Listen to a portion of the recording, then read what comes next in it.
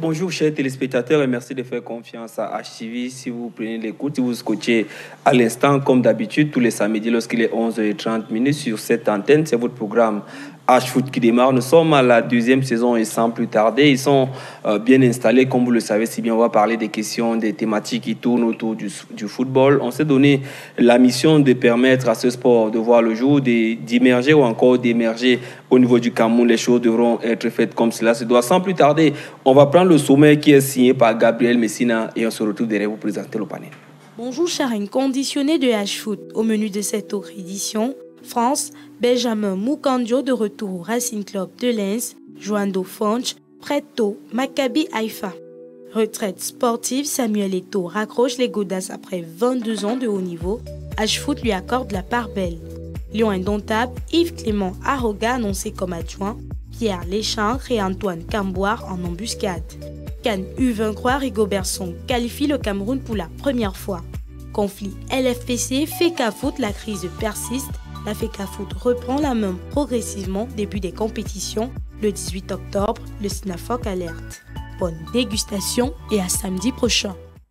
On dira merci à Gabriel Messina pour ce sommet. On a convenance de ce qu'on sait désormais ce qui nous attend dans cette édition de H-Foot. Et sans plus tarder, on va présenter le panel. J'aime bien l'appeler par, c'est comme ça que c'est fait appeler par les intimes. Elle est pluridisciplinaire.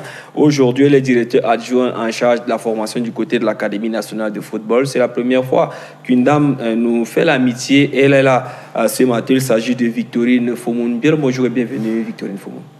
Bonjour Injak, bonjour Eve, bonjour à tous vos téléspectateurs. Félicitations d'abord pour votre Merci. Bonne salle, belle salle. Donc, je suis content d'être ici. Au président directeur général, c'est lui qui met les moyens pour qu'on se sente quand même dans un cadre qu'on n'envie pas les autres. Quand on vient à HTV, on a envie de revenir à chaque fois. Très important et je suis content d'être parmi vous aujourd'hui. Je vais vous appeler coach, je vais vous appeler directeur parce que vous avez tronqué rapidement la casquette d'entraîneur à celle d'administrateur aujourd'hui. Est-ce que ça a été évident? Selon ce que tu veux, parce que les casquettes sont toujours là et selon l'amitié et la convivialité de votre programme, ce que vous voulez. C'est toujours on va garder la casquette de directeur parce que c'est, on va dire, le grade le plus élevé. Directeur aujourd'hui en charge de la formation du côté, adjoint en charge de la formation du côté de l'Académie nationale de football. Il y a quand même que M. Joseph Atangna, le directeur, vous êtes le directeur adjoint, mais on sait que ces derniers temps, vous avez beaucoup bougé. Vous revenez d'une aventure en Côte d'Ivoire, mais avant d'y en parler, on sait que vous avez séjourné du côté de l'Inde et un peu de partout. Qu'est-ce que vous recherchez à un moment? On a envie de poser cette question, Victorine Fomoun. Ah, vous savez que quand le chef d'État, son Excellence président Paul Biya, a créé l'ANAFOOT, c'est pour épanouir les jeunes Camerounais et en matière de football. Donc, et dès le début de cette aventure de l'ANAFOOT, il faut qu'on forme, on encadre les enfants et depuis 2 ans qu'on forme les enfants, il y a les partenaires qui s'intéressent et nous-mêmes qui s'intéressent pour avoir le sponsoring, pour avoir une visibilité le plus large possible. Donc voilà pourquoi l'ANAFOOT est en train de tâtonner partout pour voir comment ils vont s'implanter, non seulement au Cameroun, mais dans le monde entier, parce que la formation qui est donnée par le chef d'État doit avoir une plus grande visibilité pour que tous les jeunes qui ont les potentiels, tous les encadreurs qui ont les potentiels pouvaient donner aussi leur coup de main pour que ça aille le standard et le standing que le chef d'État veut. Et là, je passe pour dire bonjour au directeur général, M. Nongacho. Et aussi, on lui passe le bonjour. Mais Victorine, avant qu'on entre dans des questions de fond, j'ai quand même envie de me poser cette question rapidement. Il y a ce jeune qui nous vient du côté de l'Angleterre. Il est avec vous en Côte d'Ivoire. Mais est-ce qu'on va vivre ces conditions en Côte d'Ivoire? On revient travailler sur le goudron à l'esplanade du stade Omnisport. Qu'est-ce qui traîne pour qu'on ait les locaux du côté de l'Académie nationale de football et qu'on commence véritablement le boulot? Ivan est parti là-bas pour faire 2 semaines de stage en Angleterre. Et vous savez que l'Angleterre n'est pas le Cameroun. Et c'est pour aussi gagner en expérience parce que le haut niveau, c'est aussi là-bas. Et si la NAFO n'a pas encore eu les stades, il y a des stades, sauf que maintenant, en vue de la CAN d'Achan, tous les stades sont arrêtés. Mais sinon, on attend toujours pour avoir notre siège que le directeur général et les forces administratives sont en train de mettre les choses pour pouvoir avoir un local idéal pour les enfants qui confondent à tout ça. C'est jeune et je pense qu'avec le temps, on aura un siège qui ressemble à l'ANAFOOT. On va longtemps parler de l'ANAFOOT, on va parler de Samuel Eto'o qui raccroche les gants ou encore les godasses dans cette édition longuement. Mais avant cela, lui nous vient de la Fédération camerounaise de football. Il est arrivé au Cameroun il y a quelques heures. Il a participé à cette belle aventure des Lions U23 du côté de Radès en Tunisie avec cette qualification à la clé. Malgré la défaite du Cameroun, 1-2, les Lions U23 prendront part à la 3e édition de la CAN U23 en Égypte. Ce sera entre novembre et décembre prochain. Hervé Tchitchol, il est le coordinateur adjoint des sélections nationales du côté de la Fédération camerounaise de football. Bonjour, bienvenue Hervé. Bonjour Daniel Fils, bonjour Victorine, bonjour à vos très nombreux abonnés de votre programme. C'est un honneur pour moi d'être sur votre plateau. C'est toujours avec beaucoup de plaisir que je réponds à votre invitation et je suis très honoré d'être là autour de ce panel avec Victorine Faumune pour qui j'ai beaucoup de respect et une profonde considération pour développer ces sujets que vous avez choisis. Et voilà, je suis très heureux d'être parmi vous aujourd'hui. Faites-nous un peu le petit récital. Est-ce que ça a été évident pour vous du côté du Radès, du côté de la Tunisie? On sait que c'est un public chauvin, on sait que c'est pas évident de jouer, surtout qu'ils étaient dos au mur, le Cameroun menait déjà 1-0 à l'aller. Exactement. Comme vous venez de brosser un peu la situation, avant de parler du match, j'aimerais d'abord rendre un grand coup de chapeau, rendre hommage à Rigobert Song, au coach, à l'entraîneur qui perpétue la légende qu'il est, la légende qu'il a été en tant que joueur et la légende qu'il est pour sa personne. C'est un grand homme. Au-delà de lui, tout son staff, Guy Fetchiné, Kenneth Sabatoum, Sampabom, merci. Et Souleymanou, Amidou, l'entraîneur adjoint en charge des gardiens de but, Raymond Kala, grand monsieur également. C'est un staff d'une très grande richesse, et d'une expérience inouïe, hors du commun. Voilà, on a eu besoin de ça pour aller faire ce résultat. Mais c'est des noms quand même qui résonnent lorsqu'on parle de Rigobert Song-Bahanac, lorsqu'on parle de Guy Fetchiné, lorsqu'on parle des messieurs comme Raymond Kalankongo qui entourent ce staff des Lions U23 du Cameroun. C'est quand même du lourd, c'est du costaud. Exactement, vous venez de brosser un peu le panel de ce staff. C'est effectivement du lourd, c'est un staff qui pèse lourd. On est très heureux de leur travail. Ils ont fait un travail super, un travail sensationnel qui a permis d'obtenir ce résultat. Ce sera une grande première de participer à cette CAN. Je pense que plus tard, on reviendra. Mais sur le match, je pense que les Tunisiens avaient à cœur de remporter ce match, de se qualifier surtout. Ils ont gagné le match, certes, mais ils avaient à cœur surtout de se qualifier. Et pour ça, ils étaient prêts à tout. On l'a senti d'emblée dès notre arrivée en Tunisie où on a su qu'on était en territoire hostile.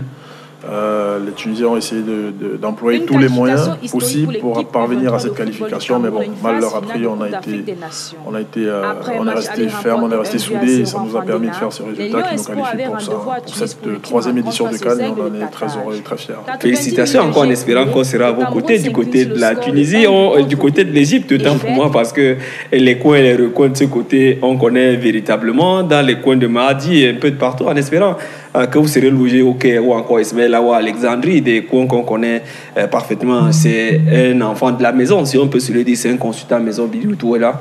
Il nous a retrouvé. Bonjour, bienvenue Billy Outo. Bonjour fils Daniel et bonjour à tout le monde. Billy Outo, on va peut-être commencer par là. Il y a cette affaire qui avait fait la une de la toile. Désormais, depuis quelques jours, la Chambre de conciliation et d'arbitrage a tranché. Le jeune Aloïs Fouda, à cette année 2016-2017, avant qu'il n'aille à la CAN U17 avec les Lions U17, Aloïs Fouda, cette année est remise aux brasseries du Cameroun. Ce n'est que logique, le droit a été dit par la Chambre de conciliation et d'arbitrage. Non, mais c'est vrai que c'est un organe juridictionnel, mais vous savez que depuis un certain temps, les décisions que cet organe dit sont contradictoires parce qu'à la fin, on se pose beaucoup de questions. Si à chaque fois que la Chambre de résolution des litiges a donné une décision et que lorsqu'on va à la CCA, c'est le contraire, ça commence à être vraiment étonnant parce que la décision qui a été dite concernant cette affaire par la Chambre de résolution des litiges a été cassée par la Chambre de conciliation et d'arbitrage et que même, vous avez un président de club qui a eu un problème lorsqu'il a perdu l'affaire à la Chambre de résolution des litiges. Avant, lorsqu'il dépose son recours à la CCA, il dit clairement à ces gars qu'on va gagner. Donc à la fin, ça commence à être une crête. Mais ceci étant, il n'y a que la Chambre a donné sa décision et que maintenant, les Brasseries rentreront dans leurs droits. Il faut dire déjà ici que cette affaire a fait beaucoup de gorges chaudes. Dans les médias, on a vu. Oui, alors ça ne devrait pas parce que ça opposait quand même une institution, une personne physique. Et nous savons que les deux œuvrent beaucoup pour le bien-être du football camerounais parce que d'un côté, vous avez Maxime Nana, on sait tous les joueurs qu'il a transférés de l'autre côté. D'un autre côté, on a aussi les Brasseries avec à sa tête le manager Nono et qui a œuvré pour le bien du football camerounais. On voit les joueurs qui sont passés de ses mains aujourd'hui. On parlait ici des U23. Dans cette équipe, vous avez quand même 2 joueurs. Il y a 4 joueurs. Voilà, Ignatius Ganago qui est à Nice, qui est passé par les Brasseries.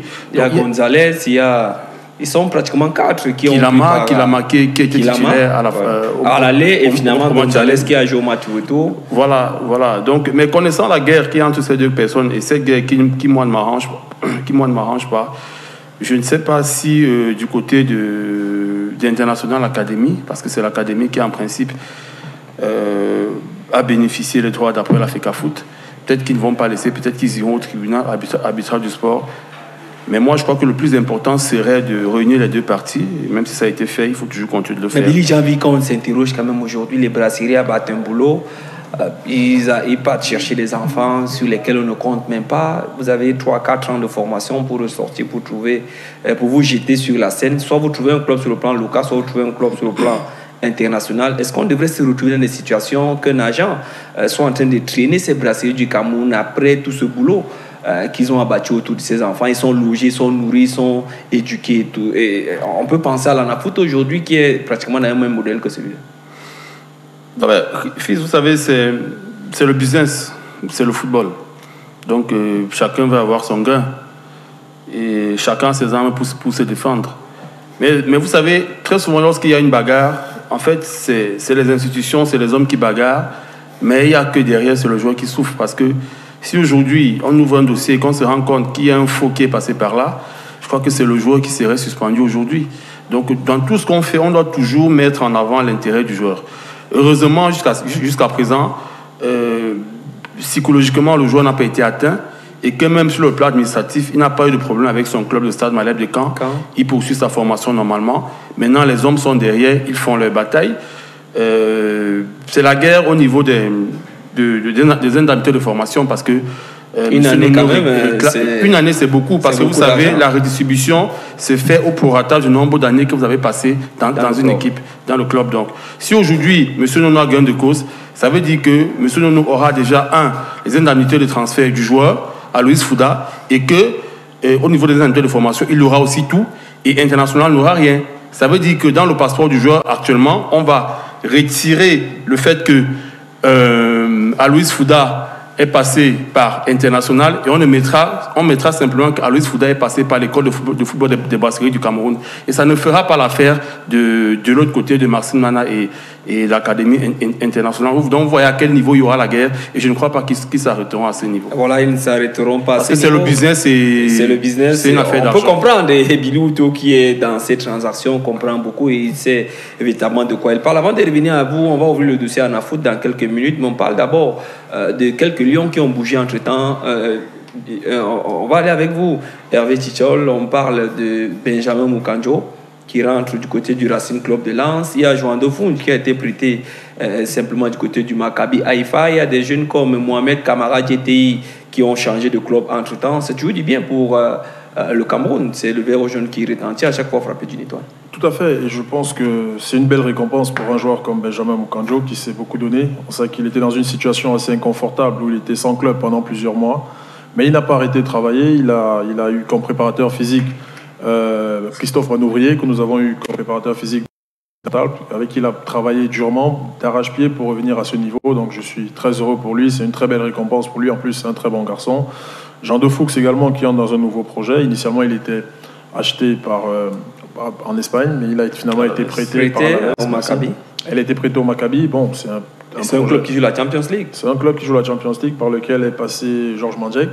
Donc on pense que c'est plutôt une belle récompense pour lui également, sortant d'un club de Ligue 2 où il avait déjà fait le tour pour moi. Donc c'est un nouveau challenge pour lui. C'est un joueur qui est jeune, donc je pense. En plus, il revient de blessure. Souvenez-vous qu'il n'a pas terminé la saison dernière parce qu'il a été,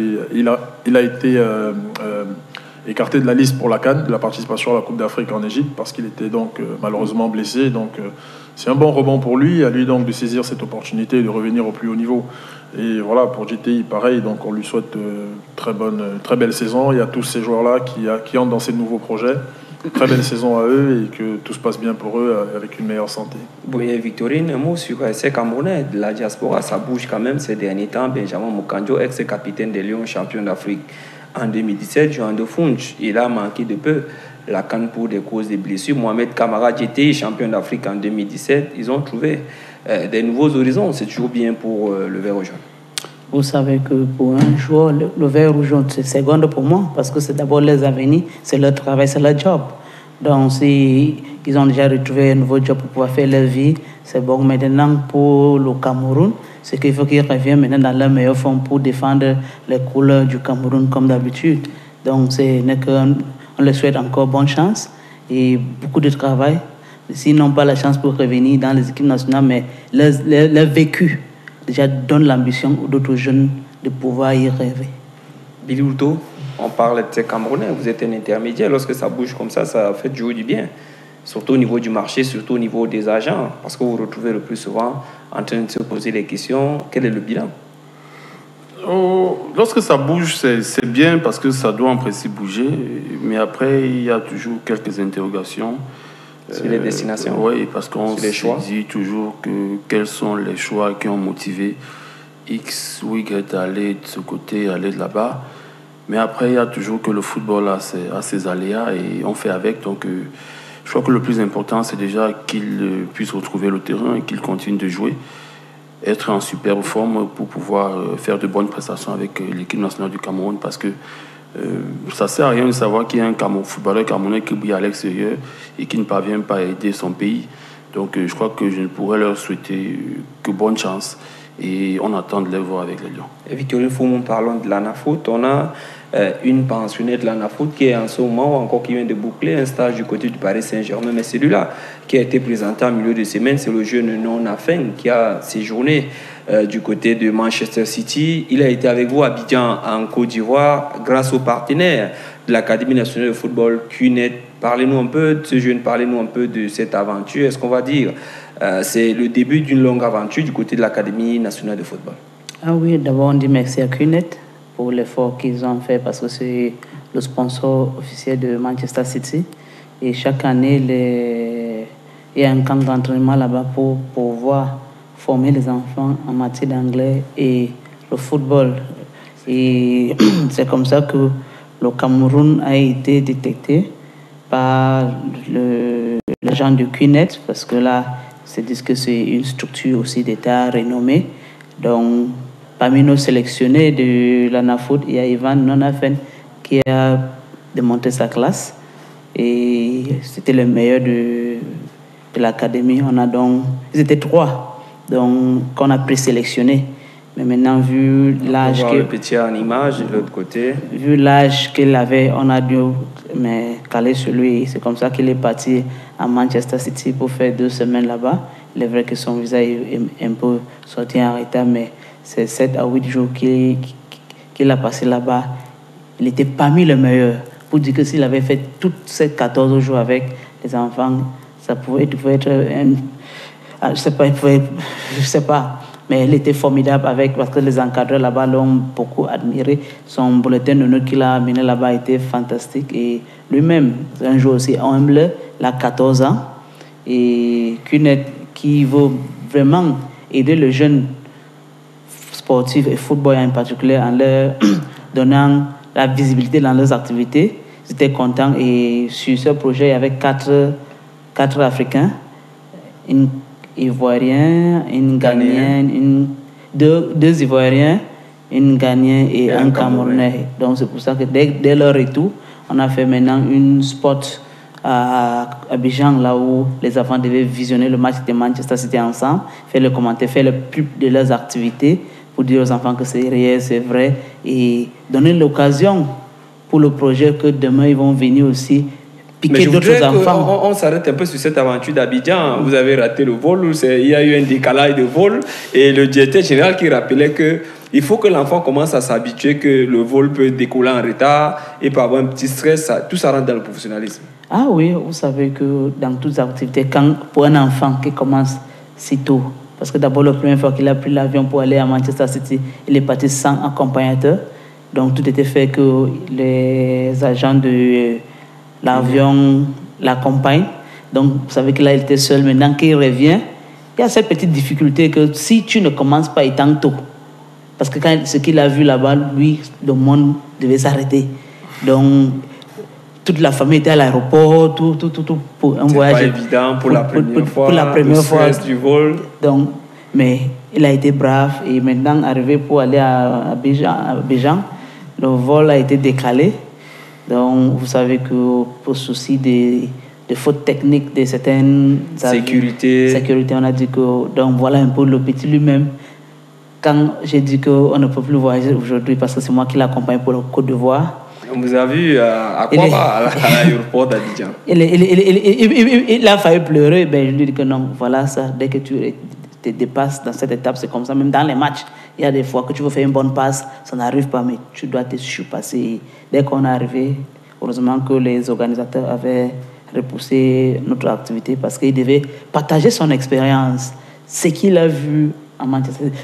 Et on dit qu'il a parlé devant près de 10 000 personnes sans stress. Tout ça, c'est une préparation. On voit Kylian Mbappé communiquer aujourd'hui. Vous savez que je pense que l'ANAFOOT a sa place pour pouvoir commencer à préparer les jeunes enfants comme ça.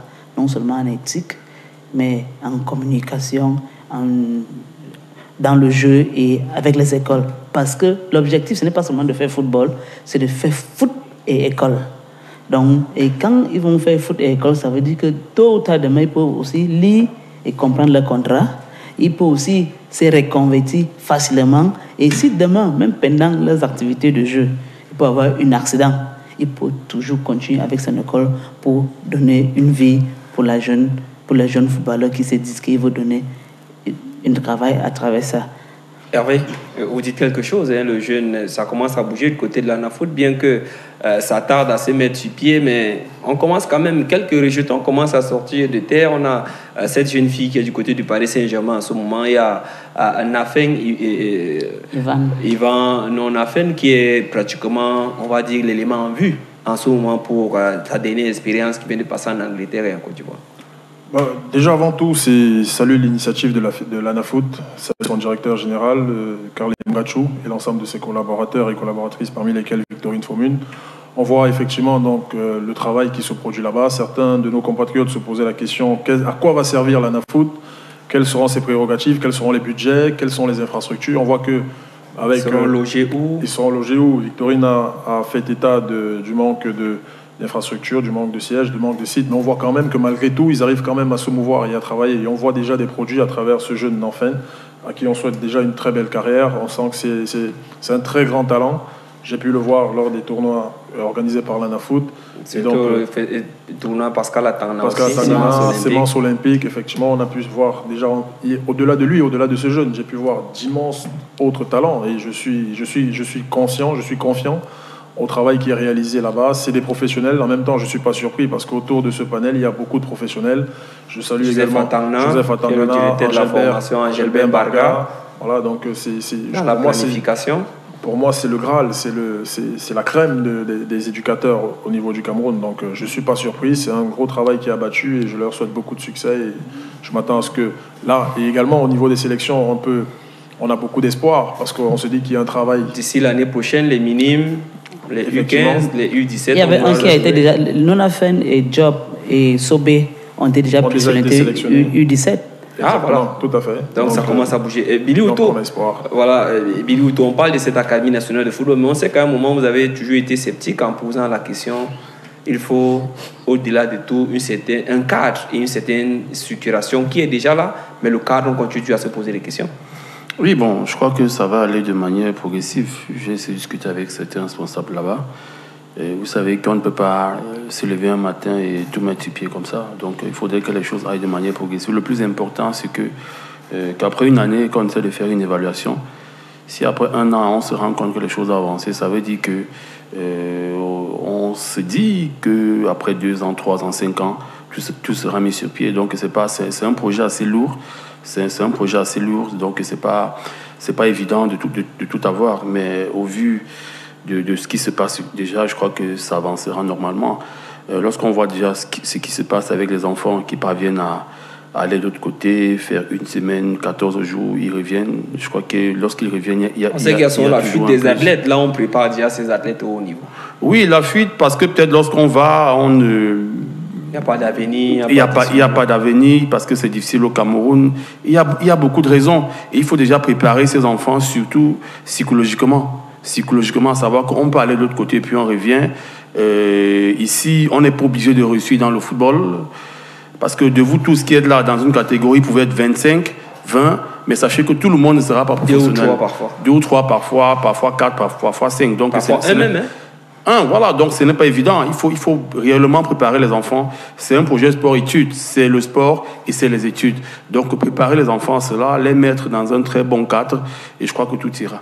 On va prendre quelques réactions. Qu'est-ce qu'il allait faire? Comment ça se passait de ce côté de l'Angleterre avec le concours de la régie? Dieu béni est bien positionné. On va prendre cet extrait de l'ANAFOOT du jeune Ivan Nonafen qui nous partage son expérience vécue du côté de l'Angleterre. C'est 8 jours passés du côté de l'Angleterre. Le jeune Nonafen qui revient, qui nous rappelle comment il se réveillait le matin, comment il faisait véritablement pour se retrouver, qu'est-ce qu'il faisait. Il allait à l'école était située où, comment ça se passait avec les autres camarades de ce côté. On va prendre cet extrait du jeune Nonafen. Finalement, est-ce qu'il est possible de prendre le directeur général Enongacho avant peut-être l'extrait du jeune le temps pour vous de le retrouver au niveau Victorine Fomoun, en attendant que l'élément soit calé de l'autre côté. On parle aussi de cette jeune dame qui est du côté du Paris Saint-Germain. Est-ce qu'on dit la parité déjà du côté de l'ANAFOOT est évidemment respectée au jour d'aujourd'hui? Vous savez que, comme le DGLM toujours dit, s'il est à l'ANAFOOT aujourd'hui, c'est grâce aux femmes. Donc, lui, avec les femmes, c'est 50-50. Pourquoi même pas 60-40? Et ça fait que pour Paris Saint-Germain, c'est toujours dans le même camp d'entraînement que la jeune fille est partie là-bas. Et ça fait que maintenant, ça donne une visibilité. Parce que quand on parle de football jeune, on parle plus aux hommes. On oublie qu'il y a à côté femmes. Et dans l'ANAFOOT, il y a 30 femmes qui ont été sélectionnées pour être dans le centre de formation et 20 filles. Donc pour vous dire que tout ce qu'on fait, on donne cette équivoque, cette égalité, au moins pour pouvoir Vous pouvez parler en anglais, parce que on sait que vous êtes... parfois, il y a des mots qui ne viennent pas. Si ça ne vient pas, vous le dites en anglais, il n'y a pas de souci. On est bilingue tous ici pratiquement sur ce plateau. Okay, thank you. It's a means of encouraging and giving visibility to all children who have come to execute and play football. And playing football in ANAFOOT is open to everybody without discrimination as long as we have your talent. And once the opportunity comes up, we shall hesitate at no point in time to let anybody that has a chance to be selected, because if you had to meet Ivan's father or the players' parents, they would say they don't even know the origin and tribes of these players. They were just selected because of their quality to go and defend the ANAFOOT structure. And I believe with such movements, next time when we are going out to scout for players for ANAFOOT, we shall have many more children on the field to select. And just to correlate with Billy Otto's wish, it's equally our wish that in as much as we are giving this visibility to the talents of players that we are sending out for more opportunities, we crave on the government that they should facilitate our effort to have an ideal training environment for these children, because in as much as they grow and the number is increasing, it becomes a wanting problem even for us managing them, because we started with 50, we have a second batch 50, it's already 100. Just keeping them, that working out of or externally becomes very difficult for us to manage. So it's another pill that I am giving to the authorities that the sooner the paperwork that is already in front of them are signed, that we have an ideal location to make the dreams of many of these children come to reality, is going to encourage many more youths, because not only do we think that we can get employment in other sectors, sports, it's a very big industry today where children can come and learn not only the footballing technique, tactical aspects, they can become referees, they can become doctors, they can become managers, just like we even had a seminar with the Wise Code to train journalists how to analyze matches. We've trained people how to become managers. Des team press. Team managers. So it is to tell you that in as much as Anafoot is there, it's football in all its facets, not only on the field. C'est un laboratoire. C'est un laboratoire et en espérant qu'avec l'Anafoot, Dieu donnera les moyens à cette structure ou encore à ceux-là qui tournent de ce côté. On va partager l'expérience avec le jeune Ivan Nonafen. Prenons, qu'est-ce qu'il allait faire de ce côté, comment ça se passait de côté de Londres en Angleterre. On va l'écouter et on se retrouve derrière. Arrivé en Côte d'Ivoire, en retard malgré les difficultés de vol, nous sommes arrivés, j'ai trouvé mes autres camarades qui étaient déjà là et ça s'est bien passé vu l'accueil, et ils nous ont montré nos endroits où nous allons rester, et j'étais avec mon encadreur qui a vraiment bien pris soin de moi, et ils nous ont posé des questions par rapport à l'école, que nous ne devons pas sous-estimer nos cours, que nous devons non seulement fréquenter et nous ne devons pas nous amuser avec l'école, car grâce à l'école nous pouvons lire, écrire et pouvoir s'exprimer. Et mes camarades et moi qui étions là-bas, on nous a posé des questions, nous avons fait un tour, nous avons fait un tour dans la ville, nous avons fait une réunion avec QNET où ils nous ont présenter comment QNET était, quand ça a été créé. Et voilà le jeune Yvan, il parlait plutôt de l'aventure de Côte d'Ivoire. Avant cela, il était du côté de Londres en Angleterre. Est-ce qu'on peut encore avoir le jeune Yvan qui nous parle de son aventure du côté de Londres et nous rappelle que c'était véritablement pas évident, mais il fallait se réveiller tôt. Il fallait en même temps aller à l'entraînement, en même temps aller à l'école pour apprendre la langue de ce côté. Écoutons une fois de plus le jeune Yvan Nonafen et on se retrouve derrière.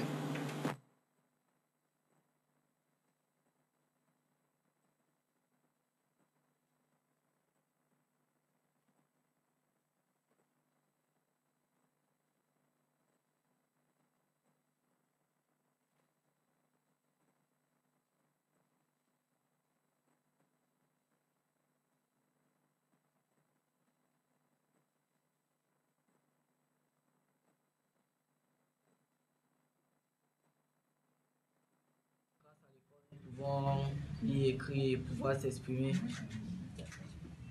Et mes camarades et moi qui étions là-bas, on nous a posé des questions. Nous avons fait un tour, nous avons fait un tour dans la ville. Nous avons fait une réunion avec QNET où ils nous ont présenté comment QNET était, quand ça a été créé. Et qui est bien dit par le jeune Yvan. On va finalement ressortir avec la réaction du directeur général qui se dit satisfait, qui se doit se retrouver, monsieur Enongachu, directeur général de l'Académie nationale de football. Dans cet extrait sélectionné par Marina Kogbina à l'issue de la cérémonie, Enongachu le directeur général de l'Académie nationale de football, fixe l'horizon. Il revient sur ce partenariat avec CUNET. On prend la réaction du directeur général et on se retrouve. Organiser les cliniques au Cameroun. Vous savez, c'est bien beau d'aller toujours de l'autre côté. Nous pensons aussi qu'en Afrique, on a cette possibilité et nous allons discuter avec les autorités, voir comment peut-être un jour déplacer les entraîneurs de Manchester City au Cameroun. Ça va aussi avec les jeunes pour voir un peu comment le football africain se porte. Et surtout voir aussi les possibilités, si on peut avoir plus de jeunes, c'est-à-dire on donne plus de chances aux jeunes de participer à ce genre d'expérience. Vous savez, les camps, c'est toujours bien de se frotter avec d'autres gamins de d'autres pays. Donc nous pensons qu'à partir de là, l'enfant gagne l'expérience et puis on contribue au développement des enfants. Pourquoi?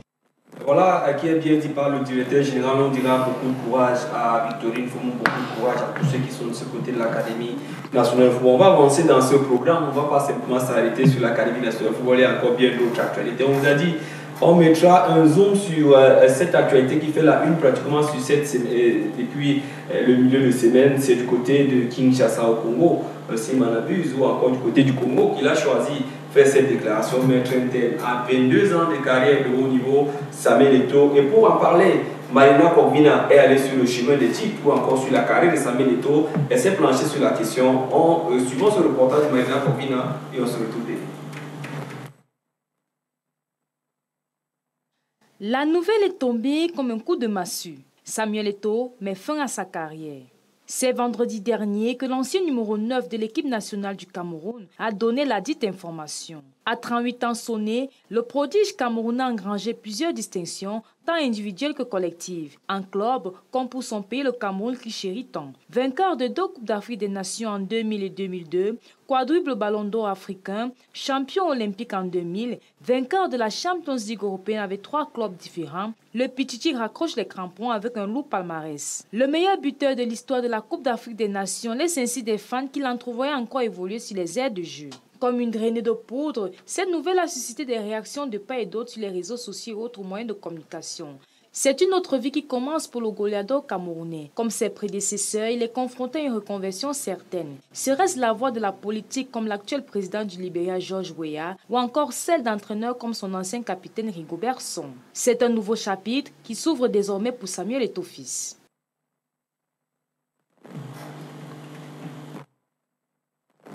Le goleador camerounais, le Ngambé, comme il s'est fait appeler par les intimes, il a pratiquement tous les noms, le 9 magique, le monde entier, le 9 mondial, Samuel Eto'o fils, on va dire. En 1998, on le découvrait chez les Lions notables du Cameroun. Aujourd'hui, il est considéré comme le meilleur footballeur africain ou encore le meilleur attaquant au niveau de l'Afrique parce qu'étant un meilleur buteur de l'histoire des Coupes d'Afrique des Nations et bien d'autres lauriers, à savoir les Champions League, les Jeux Olympiques, deux Coupes d'Afrique des Nations à son actif. Hervé Tchichol, on parle de ce monument qui est Samuel Eto'o qui tire sa révérence sur la scène internationale. Que dire si ce n'est de lui rendre hommage? Grand hommage à lui pour sa personne, grand hommage à lui pour tout ce qu'il a réalisé dans le football. Samuel Eto'o, c'est une carrière couronnée de plusieurs succès, c'est un palmarès inégalé sur le continent. Samuel Eto'o, c'est également un rêve pour plusieurs jeunes en Afrique, pour plusieurs jeunes dans le monde. Il a porté très haut l'étendard de notre continent, très haut l'étendard, les couleurs de notre drapeau, les drapeaux de notre pays. Voilà, donc vraiment chapeau à lui. Lorsqu'on jette un coup d'œil sur son palmarès, c'est pratiquement un chapelet. On ne sait pas où commencer, où s'arrêter, pratiquement. Je pense que le mot est fait, parce qu'au-delà de ce qu'il a réalisé dans le football, il continue en tant que joueur. Il a également permis le rêve à plusieurs jeunes. Il ne vous a pas échappé de remarquer que plusieurs jeunes qui jouent au football aujourd'hui le font également grâce à l'entre-gens de Samuel Eto'o. Je vais citer entre autres André Onana, Fabrice Ondoa, Christian Bassogok, etc., etc. Et au-delà de ceux qu'il a formés à travers sa fondation, dans laquelle il a beaucoup œuvré, au même titre que l'ANAFoot, pour l'émergence et pour l'épanouissement des jeunes footballeurs, il entretient également un rêve au-delà de nos frontières même. On a vu tout ce qu'il réalise sur le continent africain et dans le monde. Aujourd'hui, conseiller du président de la Confédération, en charge des fédérations. Exactement, parce que après, on débouche sur l'autre question. Quel apport il pourrait avoir dans le football? Effectivement, avec l'expérience de Samuel Eto'o, je ne vois pas un pays ou une fédération, une confédération qui pourrait se passer des services, des consultations d'un Samuel Eto'o. Il a un rôle consultatif, c'est légitime, Maintenant, ce sera à lui de définir quel sera son projet d'après-carrière, ce qu'il voudra faire, à quelle échelle il voudra se loger, soit dans le coaching comme votre... Et Jean-Paul Laconne lui a dit surtout pas, parce que l'image qu'on garde de lui, s'il rentre sur ce terrain-là, c'est un terrain très glissant. On l'a suivi quelque part dans une radio à milieu de semaine lorsqu'il rendait hommage à son fils qui est Samuel Eto'o fils. C'est l'avis de Jean-Paul Laconne, on respecte son avis, mais bon, il pourrait également, après tout ce que le football lui a apporté, pourquoi est-ce qu'il ne pourrait pas... Il peut rentrer administrateur, il peut décider d'être président de la FECAFOOT demain, président de la CAF, pourquoi pas, il en a l'étoffe. On voit Didier Drogba du côté de la Côte d'Ivoire. Pourquoi pas la politique aussi, voilà, Georges Oponwe à ce sera à lui, en restant un tout petit peu patient, et je pense qu'il pourra se décider, se prononcer dans les prochains jours, les prochaines semaines sur ce qu'il voudra faire. Mais ce que je sais, le côtoyant un petit peu, je sais que c'est quelqu'un qui a une énorme envie de partager son expérience, il a énormément envie de redonner tout ce que le football lui a apporté. Maintenant, encore une fois, libre à lui de choisir à quel niveau, soit comme entraîneur, soit comme administratif, soit comme manager, soit comme administrateur. On rentre sur le terrain politique.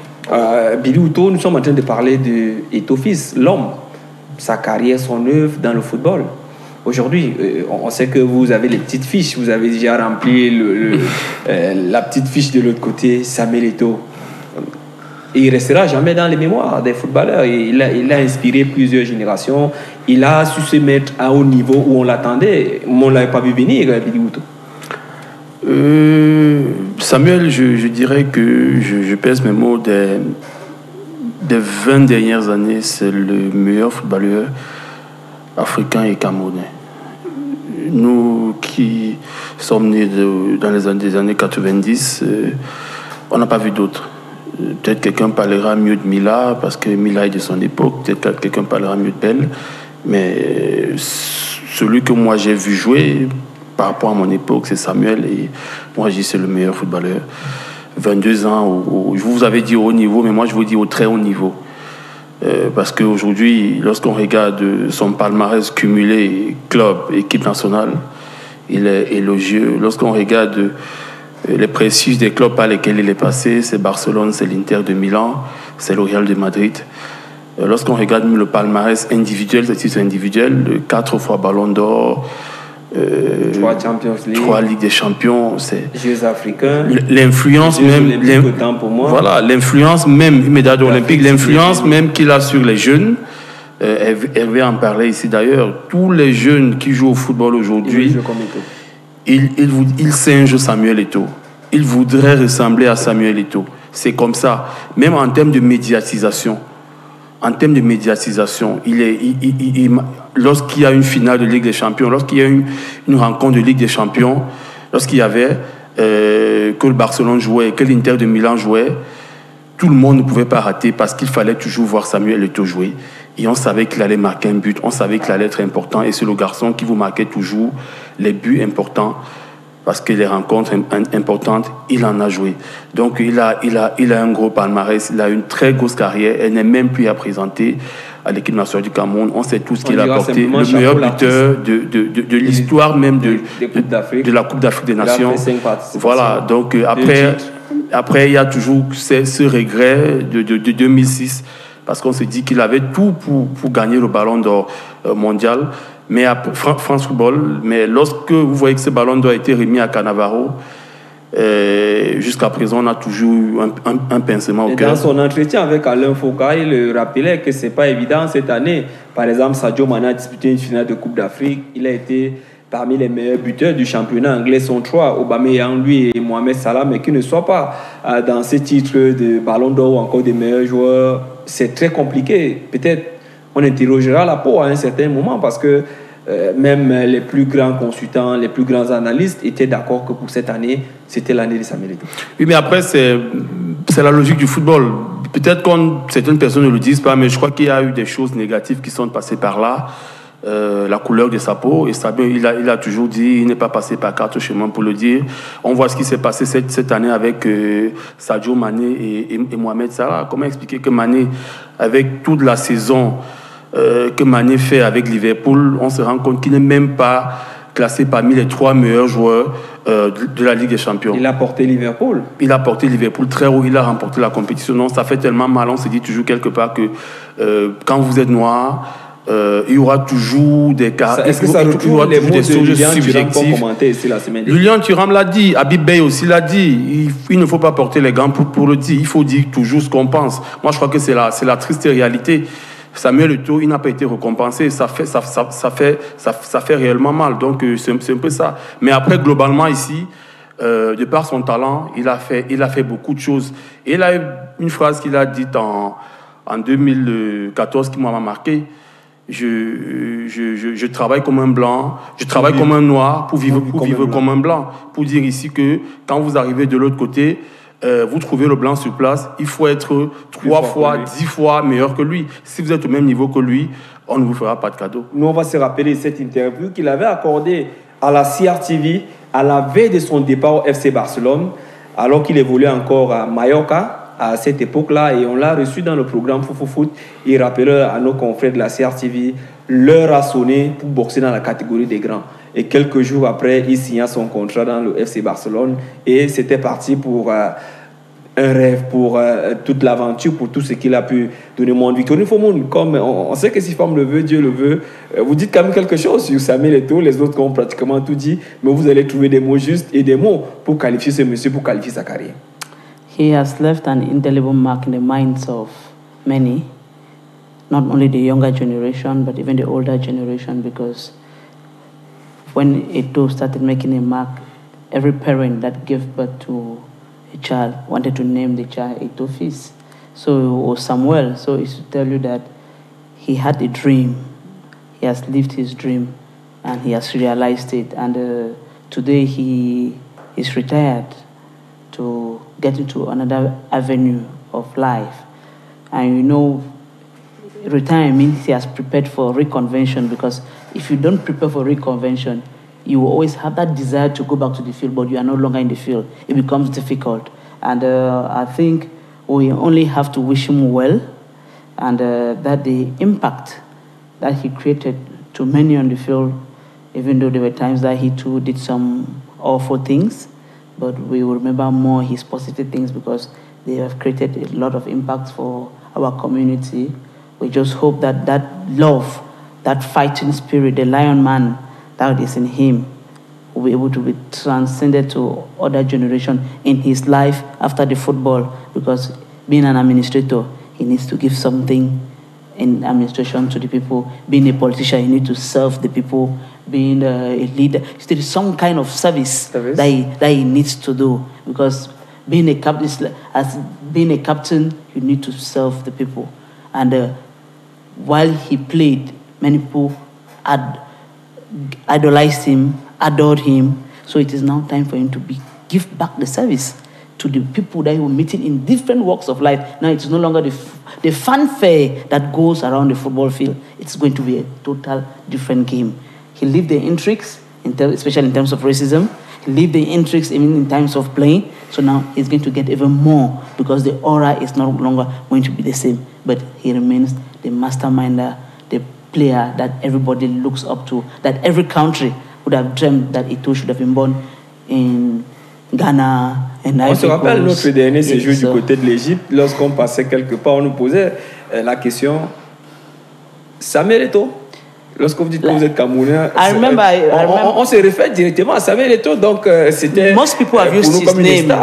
Most people have used his name to get even entries, benefits in other countries. You say, okay, anybody black or white related to Eto'o, Eto'o is my brother. If you look older, it's my younger brother. If you, it's your senior brother, just like Mila. So they even refer to our big country, Cameroon, le pays de Samuel Eto'o. Voilà qui est bien dit par Victorine Fomoun. Une belle chute. Elle trouve les mots pour conclure cette phase avec Samuel Eto'o. On va avancer dans le programme. On parle des Lions U23, un autre Lion notable du Cameroun qui a réussi, ou encore d'autres Lions notables du Cameroun qui ont réussi cette aventure. Le Cameroun disputera la 3e Coupe d'Afrique des Nations depuis sa création en 2011. Le Cameroun ne s'était pas qualifié. C'est la 3e édition qui aura lieu en novembre-décembre prochain du côté du Caire ou encore du côté de l'Égypte. On choisira la vie dans les prochains jours. Après la victoire 1-0 au stade de Misfor Amadou Ejo, mardi dernier, les Lions U23, menés par Erigo Besson, menés par le capitaine Samuel Oumgouet, se sont inclinés 1-2, mais le 1-0 à l'aller suffisait pour faire le gain, pour se qualifier. On va suivre notre consoeur Marina Kogbina s'est planchée sur cette qualification des Lions U23 du Cameroun en attendant qu'on ait le reportage de Marina Kogbina. Lui, il était témoin de cette aventure, il était pratiquement aux côtés de Rigobert. Il s'agit de Hervé Tchitchol, coordonnateur adjoint des sélections nationales. Hervé, vous avez peut-être commencé, on refait le match. Refaites-nous le match du côté de Radès. Radès qui a accueilli cette rencontre. Oh, ça va être difficile de refaire le match tellement il y aura des choses à dire. Je pense que pour résumer, le match retour s'est passé à peu près dans les mêmes conditions que le match aller, c'est-à-dire que ça a démarré sous une très forte pluie. Tout l'échauffement s'est passé sous une très forte pluie. Dès notre arrivée au stade, on a senti qu'on était en territoire très hostile parce que voilà, les Tunisiens nous ont accueillis avec leur bonhomie habituelle en nous annonçant que ça va être très très difficile pour nous d'obtenir un résultat et qu'ils allaient nous massacrer.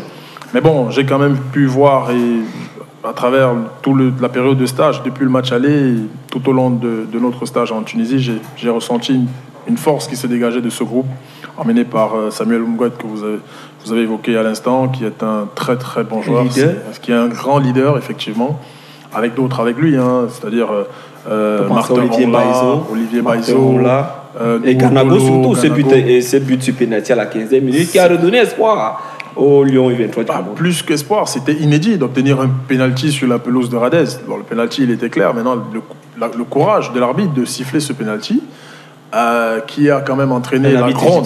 Un arbitre égyptien qui a conduit à la grogne des supporters tunisiens qui se sont mis à jeter les projectiles sur le terrain et sur les joueurs. Ça a été très très dur. On a passé une seconde mi-temps où on est passé par toutes les émotions. On a eu peur, on a stressé, on a jubilé au coup de sifflet final. Mais voilà, c'est l'essence même du football. C'est pour ça qu'on aime ce sport, parce que ça nous fait passer par toutes sortes d'émotions. On vous dira félicitations parce que vous étiez aux côtés de Balog John, mais vous avez eu les mots justes pour recadrer, pour encourager, pour galvaniser, pour motiver ces jeunes, en sachant que le Cameroun attendait, et surtout le Cameroun attendait cette qualification. Rigobert Song avait son mot à dire après l'échec du CHAN du côté du Maroc. Je pense que c'est à eux que revient le plus grand mérite, et à leur staff technique. Je pense que c'est eux qui ont mouillé le maillot, et là on a pu le voir. Je me souviens des images par exemple d'un joueur comme Pindji qui était sur les rotules en fin du match, qui n'en pouvait plus. Mais à l'image de Pindji, c'était à peu près la même chose pour tous les autres. Umgouet, Martin Onla, Duplex Chamba, c'est des garçons qui ont tout donné. Il y a le gardien Simon Mossola. On était très fiers. Vous quand même qu'au Cameroun, c'est une terre bénie des gardiens de but. Oui, ça, je pense que c'est... Il est pratiquement le troisième gardien chez les Lions aujourd'hui. Exactement. Et le gardien titulaire dans les catégories inférieures. Exactement, donc c'est un très très bon groupe. C'est au-delà des joueurs qu'on cite aujourd'hui, il y a également ceux qui étaient sur le banc, ceux qui n'ont pas pu jouer. C'est un très très bon groupe. Bondo, il y a bien d'autres. Voilà, Alexandre Frésange, Chocois, il y a un très très bon groupe, et je pense qu'on peut être confiant pour la suite et la relève des Lions indomptables. Mais juste pour terminer sur ce match, donc, on est passé par toutes les émotions. Ça a été très très dur, c'est très très difficile. Je peux vous l'assurer, c'est très très difficile d'obtenir un résultat sur le sol maghrébin, particulièrement en Tunisie, où on a vu des scènes surréalistes. Je ne pourrais pas me permettre de tout raconter sur ce plateau, mais ça a été très très difficile. Et puis on a eu un sentiment de très très grande fierté face à toute l'adversité et toute l'hostilité qu'on a vécue là-bas. On a eu un sentiment de très très grande fierté lorsqu'on a obtenu ce résultat, et on est très heureux d'avoir atteint cet objectif.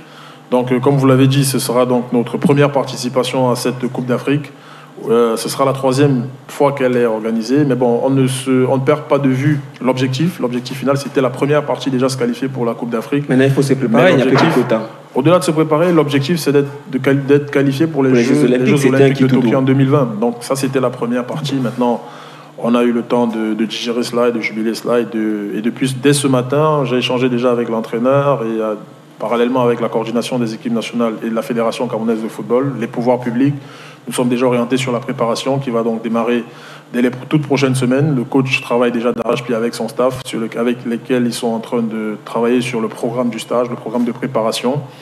Il y a des possibilités d'aller en stage, mais bon, ça, j'aurai le temps de vous le confirmer éventuellement dans des prochaines éditions. C'est encore chaud très rapidement. On va exploiter la période FIFA qui va arriver au mois d'octobre, où on va jouer plusieurs matchs, au moins 2 matchs amicaux. C'est également en train d'être travaillé au niveau de la Fédération camerounaise de football. Ceci pour dire que C'est une compétition qui nous tient à cœur, où on va arriver avec beaucoup d'ambition. On sera très ambitieux dans cette compétition. L'objectif final, comme je viens de le dire, sera de terminer parmi les 3 premiers et d'être qualifié d'office pour les Jeux Olympiques de Tokyo en 2020. Biruto, on va dire Rico Berson, pour cette fois, a réussi le challenge, a réussi le pari. Oui, déjà félicitations à tous les joueurs, au staff technique et surtout administratif. Félicitations à EV pour le boulot qu'ils ont fait là-bas parce que vous savez, si on ne met pas les enfants dans des bonnes conditions sur le terrain, ça ne suivra pas. Donc administrativement, je crois que les choses ont été bien faites et le résultat a suivi, même si ça n'a pas été facile. Et il fallait s'y attendre parce que après le 1-0 du match aller, moi je disais déjà que pour moi c'était pas un bon score. Surtout que les enfants, ils ont eu des possibilités lors des 45 premières minutes. Ils ont raté beaucoup de buts. Et en deuxième mi-temps, les Tunisiens ont repris confiance. Et on n'a pas pu marquer le deuxième but. On a fait une mauvaise deuxième mi-temps à l'aller ici. Donc au retour, ça n'a pas été évident, sachant déjà qu'en Tunisie, dans le Maghreb, dès que vous foulez le sol maghrébin, on commence à vous jeter des pots de banane, des choses comme ça pour vous abattre psychologiquement. Mais après, quand vous avez un entraîneur qui s'appelle Rico Berson, qui a vécu tout cela tout au long de sa carrière, parce que c'est quand même plusieurs Coupes d'Afrique des Nations, c'est des éliminatoires et tout, donc il maîtrise bien ces mentalités-là. Et il a essayé de relever le mental de ces garçons. Déjà, et sur le stade, on a eu un premier avantage, c'est quoi? Ce qu'on a marqué, le premier but. Donc dès que vous marquez le premier but, vous menez par 1-0, et que jusqu'à la 67e minute, vous êtes à 1 but partout. Ça fait que c'est bien. Parce qu'à 2-1, le Cameroun est qualifié. À 3-1, la Tunisie est qualifiée. Mais là, maintenant, ça commence à être un rapport de force. Je crois qu'on a été contraints d'aller s'affaisser carrément sur notre gardien de but parce que la pression que les Tunisiens mettaient nous obligeait à faire cela. Après, l'arbitre était égyptien. Il y a eu quelques craintes parce qu'il n'était pas vraiment correct. Mais il y a qu'on est resté debout parce que il faudrait aussi flancher sur le plan psychologique parce qu'à un certain moment, il peut avoir un énervement, vous prenez un carton bête, entre guillemets, comme ça, et ça fait que vous prenez un pénalty, ça fait l'affaire des Tunisiens. Les garçons sont restés debout, ils ont fait ce qu'il fallait, je dis bravo. Maintenant, la suite ne va pas être évidente parce que la CAN, c'est du 8 au 22 novembre. Et que ça ne doit pas être évident, ça ne doit pas être facile. Libérer les professionnels parce que les clubs commencer à préparer le plan B. Les clubs n'ont pas cette obligation, puisque la période FIFA du mois de novembre, c'est du 11 au 19 novembre. Or, la CAN, c'est du 8 au 22. Donc, vous voyez que du 11 au 19, les clubs ont obligation de libérer les joueurs et après, plus rien. Donc, il faudra aller négocier, c'est maintenant.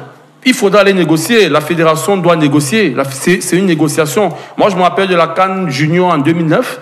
Il y a des joueurs qui sont arrivés. La Coupe du Monde Junior, il y a des professionnels. Il y a même Salih Edganis Constant qui n'a pas pu jouer étant meilleur joueur de la CAN. Oui, bon, moi, je parle de 2010, la génération d'Adolphe Teke, Tico, Salih Edganis Constant était. Non, là c'est 2011. 2011, voilà. Voilà, donc certains professionnels qui étaient déjà titulaires dans leur club ont négocié. Ils ont négocié avec l'aide de la fédération. Et les choses se sont bien passées. Donc, il faudrait déjà anticiper. C'est bien comme Hervé ici, et qui maîtrise un peu toutes ces choses-là. Il maîtrise un peu toutes ces choses. Et il dit, effectivement, depuis ce matin, ils ont déjà commencé à travailler. Parce qu'il ne faudrait pas attendre la dernière minute. Donc, il y a les Jeux Olympiques. C'est le plus important. Nous n'y étions pas la dernière fois. Comme nous avons remporté les Jeux Olympiques en 2000, je crois qu'il faudrait au moins qu'on participe. Pourquoi pas aller chercher une véritable médaille. Surtout que, quand vous regardez cette équipe, en termes de talent, ces garçons ont du talent. Ils ont un très bon potentiel. C'est une génération sacrée. C'est une génération sacrée. Et moi, c'est une génération que je maîtrise depuis 2016, les juniors. Éliminatoire, CAN Zambie 2017. C'est pratiquement la traçabilité parce qu'il y a 70% de cet effectif qui a pris part. Quand vous prenez le gardien de but, Simon Mossola, il était à la CAN Junior en 2017. Quand vous prenez Duplex Samba, il était à la CAN. Baizo, il était à la CAN. Noutolo était à la CAN. Pour le milieu de terrain, Oumgouet était le capitaine des U20 en 2017 en Zambie. Pindie y était, on l'a n'y était pas, mais on l'a joué les éliminatoires. On l'a n'y était pas parce qu'il avait refusé d'être libéré par Grenada. Vous avez Kevin Soni qui y était, vous avez Ayouk qui y était aussi. Donc ça fait que quand vous prenez l'ossature même de cette équipe-là, tous ces garçons se connaissent. Et vous savez, en football, c'est super important. Donc, lorsqu'il n'y a pas de traçabilité, les gens critiquent. Lorsque la traçabilité est respectée et qu'on a pris les meilleurs, il faudrait aussi réellement dire bravo. Maintenant, il faut travailler. Il y a un vaste chantier. J'espère que les pouvoirs publics, la fédération, le sélectionneur, ils feront tout ce qui sera à leur niveau pour nous ramener cette qualification pour les Jeux Olympiques. On voit déjà les pays qualifiés, on connaît les 8. Il y a l'Afrique du Sud, le Nigeria, la Côte d'Ivoire, le Mali, le Cameroun, la Zambie, pour ne citer que cela. Victorine Fomoun, on va convoquer votre casquette d'entraîneur. On va dire, sur ces dernières années, on n'a pas vu, ou bien ça nous a toujours échappé, entre les doigts, cette fois, Rigobert Song quand même réussi le pari. Le mérite revient à ce staff technique des Lions U23 du Cameroun. Before I say anything, I give them a very big congratulations, because when you have played and you convert, to giving the spirit you have to the children is not an easy task, because it's another ball game.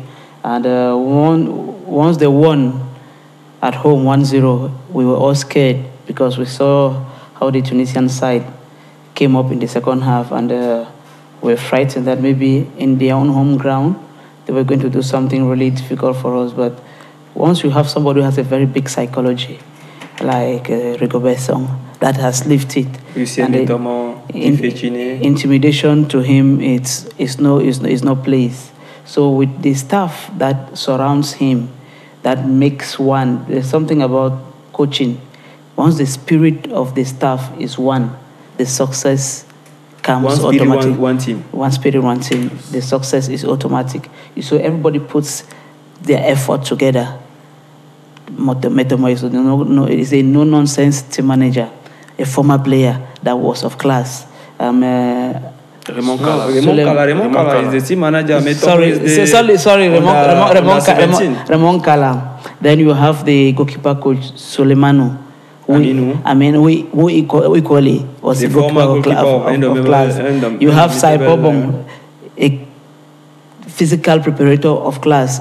Fechini, that left all the way from Spain to come and join. You see, when you put all of their techniques together with the players they have, and then with what Eve is saying, that the administrative follow-up for the team was put in place. You see, once all of them correlate, there is nothing that can be short of success. And we just hope that as we are going for the Nations Cup, we should not wait on the eve.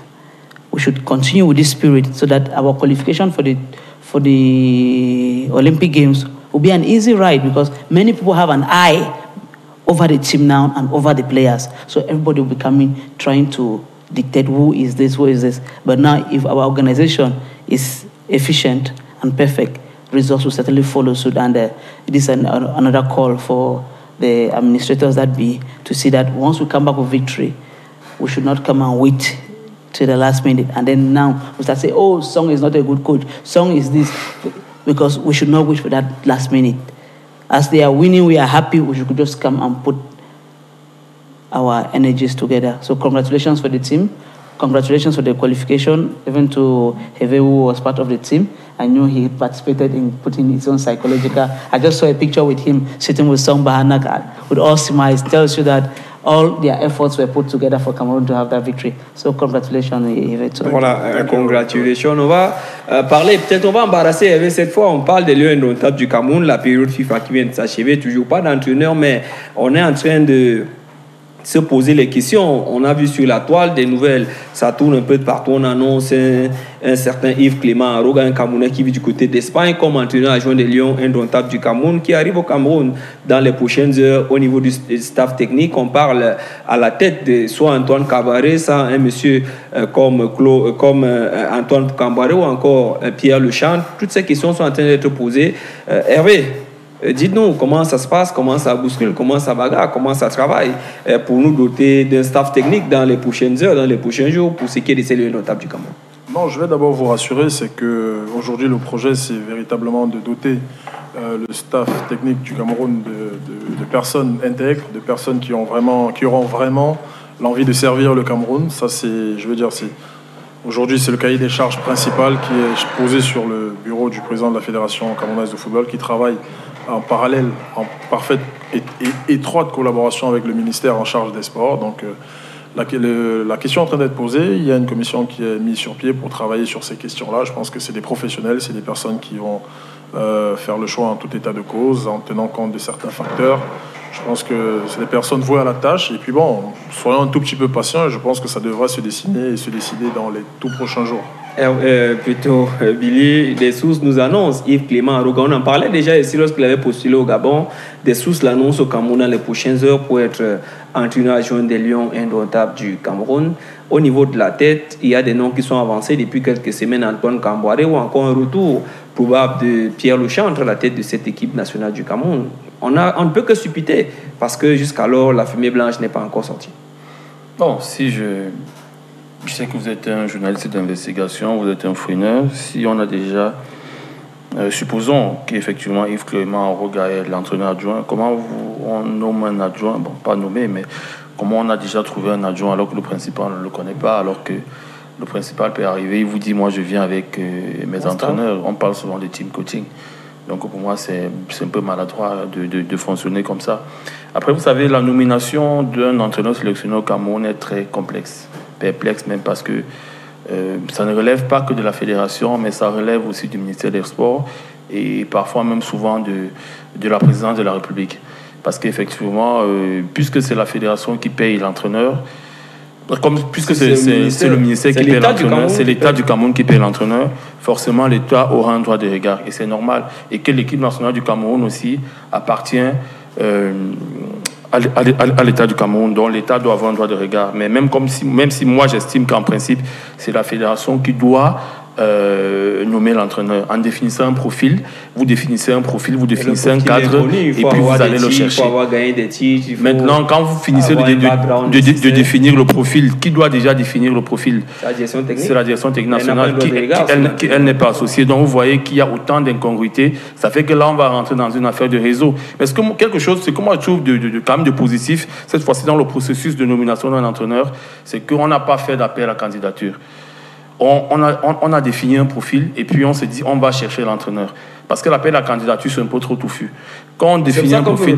Monsieur comme Yves Clément Arouga qui a une licence à UFA, il n'y a pas beaucoup de Camerounais qui sont à ce niveau. Moi, je n'ai pas de problème avec monsieur Arouga. Moi, je ne le connais pas. Mais mon problème, c'est que vous ne nommez pas l'adjoint. Bon, vous ne trouvez pas l'adjoint alors que le principal n'est pas encore connu. Parce que c'est le principal qui est le chef du projet et c'est lui qui sait avec qui est-ce qu'il veut travailler. Donc maintenant, on espère que les gens vont faire leur boulot, que nous trouverons un bon entraîneur en fonction des difficultés qu'on trouve chez nous, en fonction du contexte même africain, parce que c'est de ça qu'il s'agit aussi, et qu'il y aura tous les accords possibles, on trouvera le juste équilibre entre ceux qui sont là, ceux qui constituent la shortlist, et qu'on nous donnera le nom de l'entraîneur avant la période FIFA du mois d'octobre. Parce que je crois que là, il faudrait au moins qu'on dispute déjà certaines rencontres, parce que la période de septembre, on n'a pas pu discuter de rencontres. Moi, j'ai écouté le président de la fédération, qui disait qu'il fallait que les joueurs se reposent. Non, moi, c'est pas une raison. C'est pas une raison, c'est pas une excuse. Non. C'est qu'il y a eu une incapacité à trouver le nom de l'entraîneur parce que ça ne relève pas toujours de la fédération. De la fédération. Voilà, c'est que la fédération, quelque part aussi, elle est impuissante face à cette situation-là. Dommage, voilà, mais trouver des raisons comme ça, moi, ça ne m'arrange pas. Le Sénégal a disputé des rencontres amicales. Il y a même un Brésil-Sénégal qui a annoncé pour la prochaine. Voilà, l'Algérie, la Côte d'Ivoire, toutes les nations sont rentrées dans le bain, mais pour le Cameroun, on trouve une raison. Non, je crois que les footballeurs, c'est leur métier. Il y a une période FIFA, ils doivent venir jouer. Parce que si on avait déjà trouvé un entraîneur en août, ça aurait fait que l'entraîneur qui arrive, puisque c'est des rencontres amicales qu'on doit disputer le samedi et le mardi, ça fait que vous convoquez déjà des joueurs, vous essayez de travailler avec eux. Comme il y a moins de pression, ça vous permet déjà de voir avec qui est-ce que on peut travailler. Avec qui est-ce que vous aurez à bosser pour que lorsque la période des éliminatoires arrivera, vous ne serez plus dans les supputations. Vous saurez déjà quand même que à ce niveau-ci, j'ai besoin de tel joueur. À ce niveau, j'ai besoin de tel joueur. Mais malheureusement, ça n'a pas été fait. Je crois qu'il y a eu période d'octobre. On peut encore se rattraper. Et il y a autre chose, c'est que la célérité avec laquelle Seedorf a été débarqué, pourquoi on n'a pas pu utiliser cette même méthode pour nommer un entraîneur? Un staff transitoire au moins.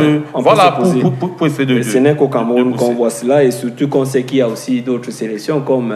le Chan qui se prépare et jusqu'alors on ne connaît pas qui sera assis sur le banc de touche des Lions à prime du Cameroun après que Rigobert soit promu chez les U23 ou encore soit relégué chez les U23. La question continue à tarauder les esprits. Est-ce que cela est d'actualité du côté de la fédération?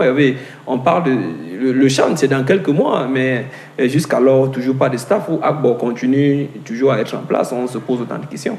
Non, je pense qu'on vient d'avoir des éléments de réponse.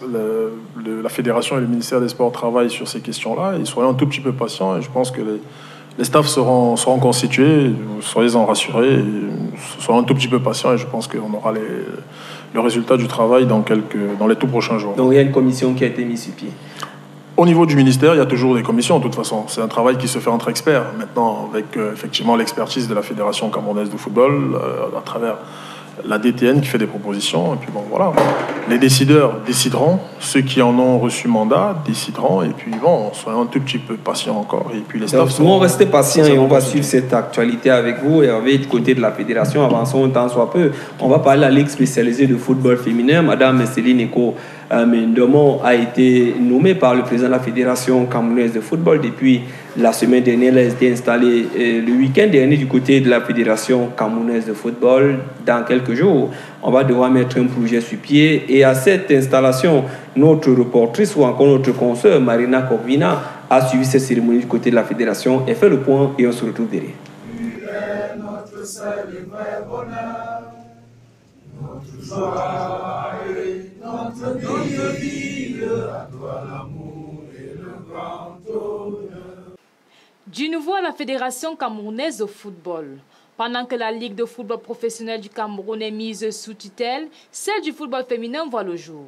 À la tour de Tchinga, le président de l'instance fêtière du football camerounais installe les membres du comité d'administration de la dite ligue. Ce sont 6 gladiatrices qui auront désormais la lourde charge d'implémenter et de faire fonctionner cette structure.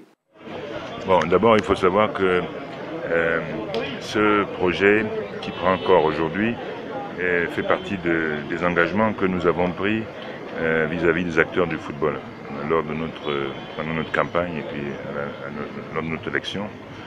Nous avons pris l'engagement de créer 2 ligues, la Ligue du football féminin et la Ligue du football jeune. Pour le football jeune, ça sera fait en octobre. Là, nous venons de terminer avec l'installation des membres du comité d'administration transitoire. Nous avons terminé avec la Ligue de football féminin qui a son secrétaire général et bon, son administration va se mettre à pied d'œuvre à partir de la semaine prochaine pour préparer le lancement de la saison et commencer à se lancer sur les programmes de formation et de promotion du football en général et la féminisation de l'administration du football féminin. Tenant les rênes de ce nouveau bateau, la 3e vice-présidente de la Fédération camerounaise de football, Céline Eko, mesure assez bien l'étendue des chantiers qui les attendent. Comme a dit le président tout à l'heure, aucune de nous n'est novice dans le milieu du football féminin. Nous devons juste prouver de quoi nous sommes capables pour apporter notre appui et notre contribution pour le développement du football féminin au Cameroun. Mais les premiers chantiers, c'est d'abord le lancement du nouveau championnat et le reste, nous vous invitons à notre prochaine réunion pour en savoir plus. Amis, collègues et autres personnalités de football ont fait le déplacement pour vivre en direct cette installation, saluée par la plus haute hiérarchie du football mondial. Nous avons cette nouvelle ligue a été très bien accueillie par la FIFA, qui a tout de suite pris l'engagement de nous envoyer quelqu'un, un technicien de haut vol, une dame qui viendra pour accompagner la mise en place de la Ligue. Pour vous dire combien le football féminin est une priorité pour l'instance fêtière du moins, et pour a fortiori pour nous aussi. Et c'est aujourd'hui, il ne fait aucun doute que le football féminin va être certainement l'événement du siècle, à mon avis, j'en suis convaincu. Tellement on a tout donné pour le football masculin et qu'il reste encore beaucoup à faire pour le football féminin. Les championnats de football féminin ne se feront plus en dents de scie avec l'implémentation de cet organe. À présent, place à la pratique. On l'a reçu. Voilà qui est bien dit cette ligue spécialisée de football féminin qui devra mettre les choses sur les rails. C'est une ligue qui a été mise sur pied pour 2 ans. Billy Houto, quels peuvent être les premiers chantiers, quels sont les défis aujourd'hui de ces Eko qui revient à la tête de cette ligue spécialisée de football féminin? Déjà, vous avez dit que Madame Eko revient avec pratiquement tout son staff. Je crois que lorsqu'on revient, déjà, on doit faire son bilan. On doit faire le bilan parce que c'est les mêmes personnes qui sont là et on voit où se situe réellement le football féminin au Cameroun actuellement. Donc, il y a déjà ces questions qu'on se pose. Maintenant, les chantiers, on connaît tous les chantiers. Il faut réorganiser le football jeune chez les dames.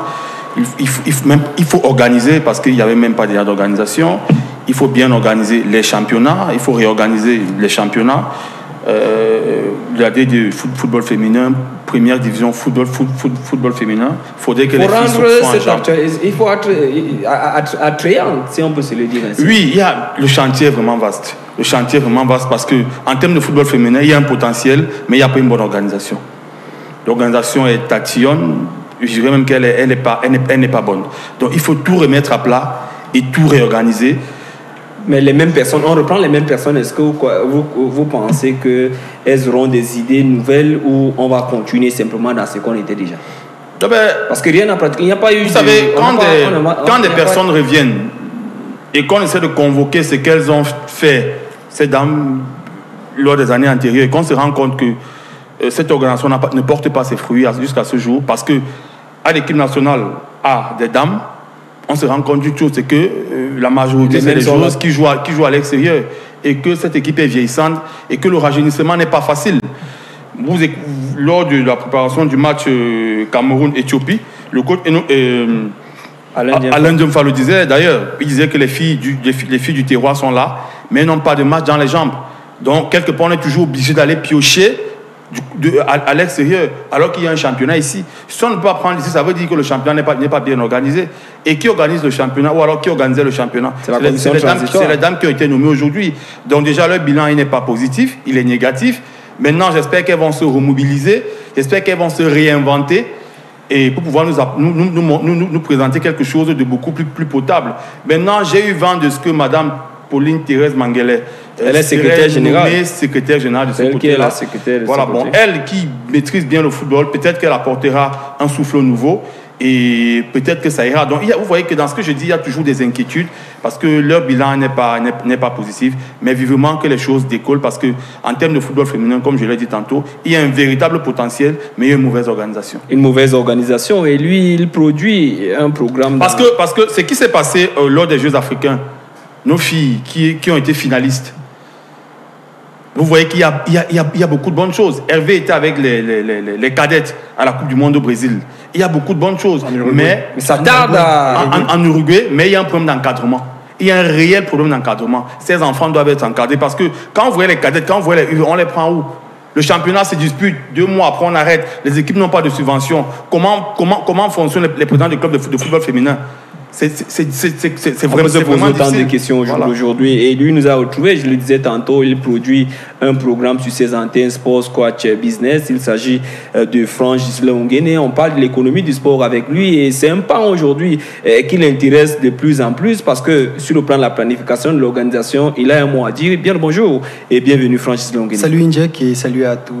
Comment vous allez? Ça va super bien. Le programme c'est Sport Business Africa désormais pour la deuxième saison parce que justement on veut pouvoir toucher tout le continent à travers et inciter le maximum de dirigeants du sport à comprendre ce que c'est que le management, la gouvernance, le développement dans le sport et surtout l'économie du sport. Et d'ailleurs, demain, nous allons réserver également un pan au management du football féminin au Cameroun, donc l'installation de la nouvelle ligue avec une de nos correspondances qui se trouve du côté des États-Unis qui va essayer de nous donder son point de vue sur cette nouvelle ligue. Parlons-en. Céline Eko Rampil, elle est toujours là avec ses acolytes, si on peut se le dire ainsi. Je pense que Céline Eko, si elle avait été un homme, on dirait c'est un vieux briscard, c'est une vieille briscarde. Je pense qu'elle est là depuis un certain moment. Elle a même managé le football masculin à un certain moment avec le Canon de Yaoundé. Mais il faut dire que c'est une dame qui soit elle est incomprise, soit alors elle a souvent parfois du mal à s'imposer. Parce que vous savez, aujourd'hui, il faudrait que quelqu'un lui dise que partir de la commission de football féminin à la ligue de football féminin, techniquement, ce qu'on attend d'elle, c'est qu'elle produise du football féminin professionnel. Ça, à moyen terme, c'est ce qu'on attend de cette organisation-là. Et donc, elle doit pouvoir s'entourer d'expertise. Moi, honnêtement, je ne suis pas de ceux qui pensent que parce qu'une femme est femme, elle doit occuper un poste. Non. Ou alors parce qu'une femme est femme, elle doit coacher les femmes. Non. Il faudrait qu'il y ait de la compétence. Je pense qu'elle a du vécu, elle a de la compétence en termes de management, mais elle doit s'entourer justement d'expertise. Ce n'est pas pour faire un appel de balle, mais c'est pour dire que voilà, il faut aujourd'hui que les managers de sport qui sont sur ce plateau puissent justement participer demain au développement du football, qu'il soit féminin ou qu'il soit masculin. Hervé, on sait que l'ANAFOOT vous a coté une fois, vous êtes venu enseigner beaucoup de bonnes choses du côté du Palais des Sports. L'heure a sonné pour que vous vous rapprochiez ou encore que vous accompagnez Mme Céline Eko dans la réussite de la mise sur pied de ce nouveau projet. Merci de faire ma campagne, je vous remercie. Donc, non, vous savez, dans son projet de campagne, le président Seydou Mbogo Djoya avait souhaité restructurer le football féminin à travers la mise sur pied, la création d'une ligue féminin, la Ligue de football féminin du Cameroun, en abrégé LFFC. Aujourd'hui, son projet, c'est effectivement de mettre cette ligue sur pied et d'implémenter sa politique. Dans sa démarche d'implémentation de cette politique, il a jugé bon, c'est à lui, les désignations sont exclusivement discrétionnaires. Il a souhaité donc s'attirer l'expérience dont vient de faire étalage Franck Ghislain de Mme Eko, qui a un mandat de 2 ans, avec comme objectif de restructurer le football féminin à travers l'organisation des championnats de football de première division, deuxième division, etc. Parallèlement à cela, ça devrait déboucher sur une organisation des élections. Il ne vous a pas échappé qu'en ce mois de septembre, on devait assister à une élection au sein de la présidence de la commission de football féminin qui est aujourd'hui défunte. Donc aujourd'hui, le but donc, c'est de mettre cette ligue de football féminin du Cameroun sur pied, qui aura donc un président ou une présidente élue dans 2 ans. Donc c'est une période un peu comme transitoire, donc oui, avec à peu près les mêmes prérogatives qu'un comité de normalisation qui est donc chargé de mettre ça sur pied, de déployer cette politique voulue par le président et pour laquelle cette politique sur laquelle il a milité pour être élu président de la fédération. Donc voilà, attendons voir. Faisons-lui confiance. Effectivement, je suis assez d'accord avec Franck Ghislain qui trouve qu'effectivement, c'est pas parce qu'on parle de football féminin qu'il devrait avoir exclusivement de femmes. Mais je pense que dans son propos, là, le président... l'accent a été mis sur les dames. Et voilà, effectivement. Mais on a donné la parole, dames, faites vos choses.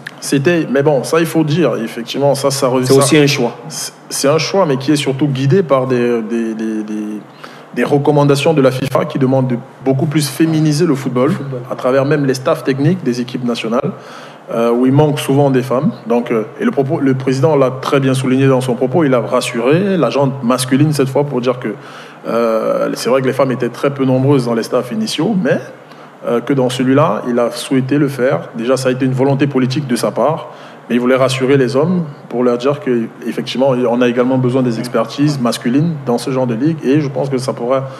Madame Eko, elle est très intelligente, et c'est qu'elle a besoin effectivement des hommes également. C'est pas une affaire de genre, il faudra exclusivement exclure les hommes ou les femmes, ou favoriser que les femmes. Bon, je pense que laissons-la, attendons de voir, on jugera le maçon au pied du mur, accordons-lui le bénéfice du doute et attendons voir les actes qui seront posés dans des prochaines semaines et les prochains mois. En espérant que... 2 secondes, juste pour préciser que aujourd'hui, plus que jamais, les femmes également doivent s'intéresser à la chose. Parce que c'est pénible qu'on soit en train de chercher. Parce que vous savez, aujourd'hui, ce qu'on n'a pas dit, c'est que Mme Mangeli, c'est une dame qui est à la retraite. Techniquement, c'est illégal de faire d'elle la secrétaire générale de la Ligue. Parce qu'en fait, d'après le Code du travail du Cameroun, après 62 ans, vous ne pouvez plus occuper un poste administratif. Mais on est obligé de faire avec elle. Ce n'est pas parce que... C'est parce que justement... C'est l'une des dames les plus capées. C'est la plus capée. Donc, il faudrait que les femmes également s'intéressent à la chose. Même dans le coaching, c'est dommage que la coach Fomoun soit partie.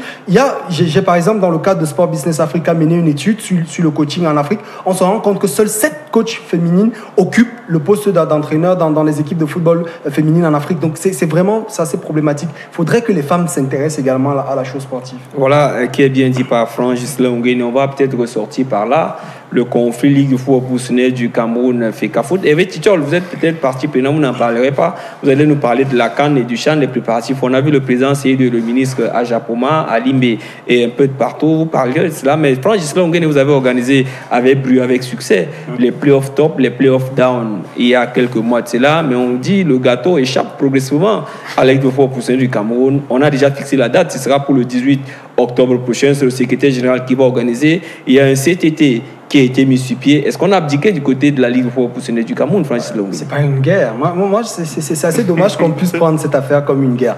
Vous savez, il y a une personne qui a été élue pour un mandat, son mandat n'est pas allé à la fin, et puis il y a un certain nombre de soubresauts. Moi, je pense que c'est pas une guerre, et si jamais ça l'était, je pense qu'aujourd'hui, il y a des tribunaux qui vont ester par rapport à cela. Moi, je suis beaucoup plus sur l'aspect, parce que ce qui m'intéresse, moi, c'est le développement du football au Cameroun. Après, les bagarres entre les personnes, les sultans et ce qui va avec, moi, ça m'intéresse pas.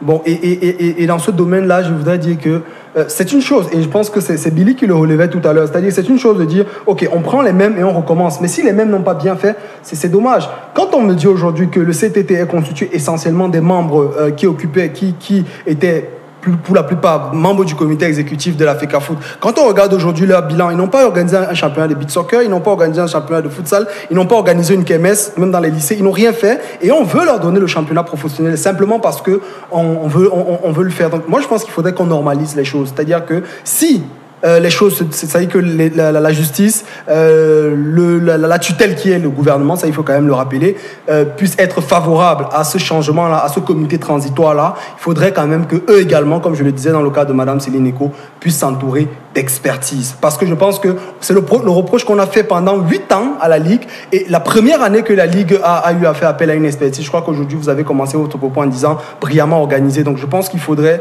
justement faire appel à ces expertises-là. Parce que même si Beansport va arriver, comme on dit que Beansport viendra, il faudrait au moins que Beansport ne va pas venir filmer un spectacle de coq. Il faudrait que ce soit un spectacle bien organisé selon les normes internationales, comme on a pu le voir avec les playoffs. Et je pense que le reste suivra simplement. Billy Houto, il y a cette fédération qui méritera près de 800 millions. Donc 400 millions pour permettre au club de respirer un peu, à savoir 4 millions pour les clubs de Ligue 1, 2 millions pour les clubs de Ligue 2, et une autre enveloppe de pratiquement 400 millions pour le paiement des salaires, pour un minimum de 50 000 en Ligue 1 et en Ligue 2.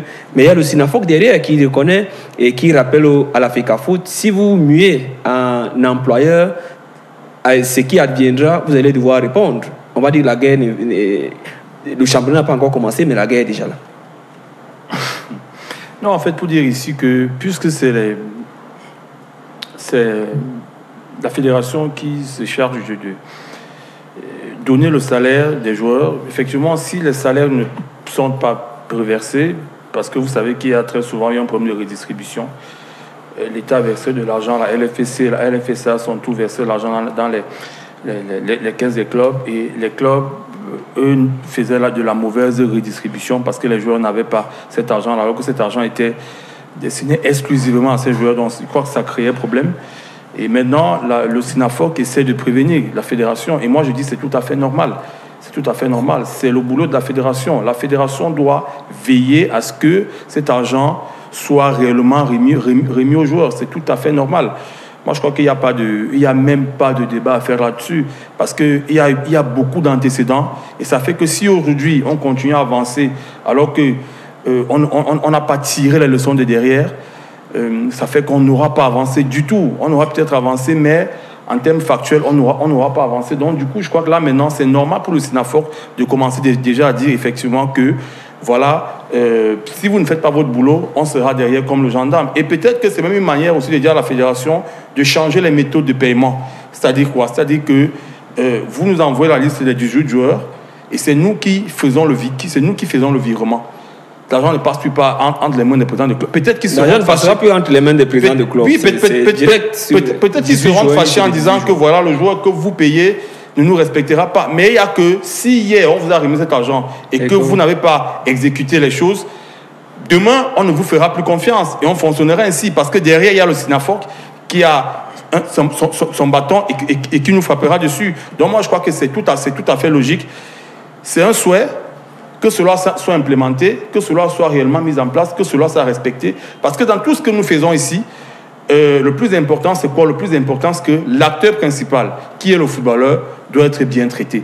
Les contrats doivent être respectés. Je crois que c'est ça aussi le plus important. Si le footballeur vous dit qu'il n'entre pas sur l'air des jeux, tout s'arrêtera.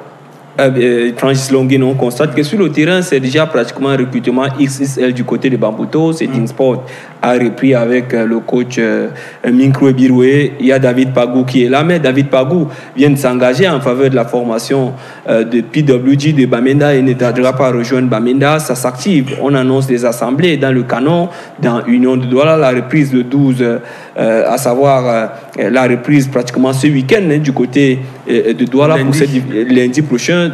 Ça commence à bouger sur le terrain. Tout à fait. Et moi, je dirais simplement que pourvu que ça dure, il faudrait que les présidents de clubs restent dans cette dynamique-là.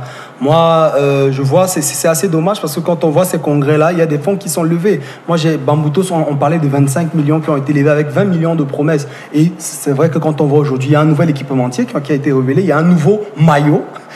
Très critiqué sur les réseaux sociaux avec cette cravate. Pour cette cravate. Est-ce qu'on peut revenir en grandeur nature sur ce maillot de Bamboutos que Jeff Ngongan présente?